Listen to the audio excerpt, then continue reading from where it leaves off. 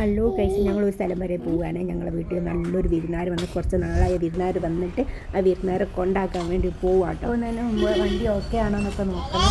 കൈമലങ്ങാൻ നിന്ന് പോയിക്കാനെ തള്ളാനും നമുക്കൊണ്ട് ആർക്കും കഴിയൂല. വിരുന്നാർ വന്നാൽ എല്ലാവരും നല്ലോണം ഒന്ന് കെട്ടിപ്പിടിച്ചിട്ടേ പോകും.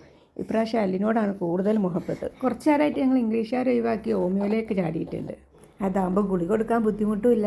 500 റുപ്യ കൊടുക്കേണ്ടത് 5 റുപ്യ കൊടുത്താലും തിരുനാരിറങ്ങാനുള്ള സ്ഥലം എത്തിയിട്ടുണ്ട് കേട്ടോ. ഇവരെവിടെ ഇറക്കി വിട്ടിട്ട് വേണം നമുക്കൊന്ന് സമാധാനത്തിൽ പോരേ പോകാൻ.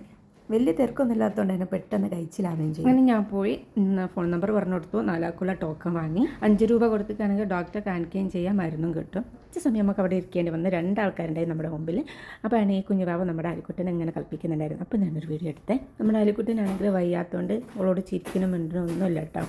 ഡോക്ടറെ കാണിച്ച് മരുന്ന് വാങ്ങി നിങ്ങൾ വീട്ടിലേക്ക് പോകുന്നു. ഇനി കൊടുവള്ളിയിൽ നിന്ന് കുറച്ച് പരിപാടികളോടും ചെയ്യാനുണ്ട്. കൊടുവള്ളിയിലെത്തി എൻ്റെ ഫോണിൻ്റെ കവർ മാറ്റാനുണ്ടായിരുന്നു, അത് മാറ്റി. സൂപ്പർ മാർക്കറ്റിൽ നിന്ന് കുറച്ച് സാധനങ്ങളൊക്കെ വാങ്ങാനുണ്ടായിരുന്നു, അത് വാങ്ങി. എവിടേക്ക് ഇറങ്ങുകയാണെങ്കിൽ എല്ലാ മക്കൾക്കുള്ളൊരു സ്വഭാവമാണ്. വീട്ടിൽ നിന്ന് ഒരു ഭക്ഷണവും കഴിക്കില്ല, പുറത്തിറങ്ങി അവർക്ക് ഭയങ്കര വിഷമിക്കും. അതുപോലെ നമ്മളെ വാത്തിമൊക്കെ നല്ല വിഷമുണ്ടായി. അതുകൊണ്ട് ഞങ്ങൾ അവിടുന്ന് മുട്ട പപ്സ് വാങ്ങി കേട്ടോ.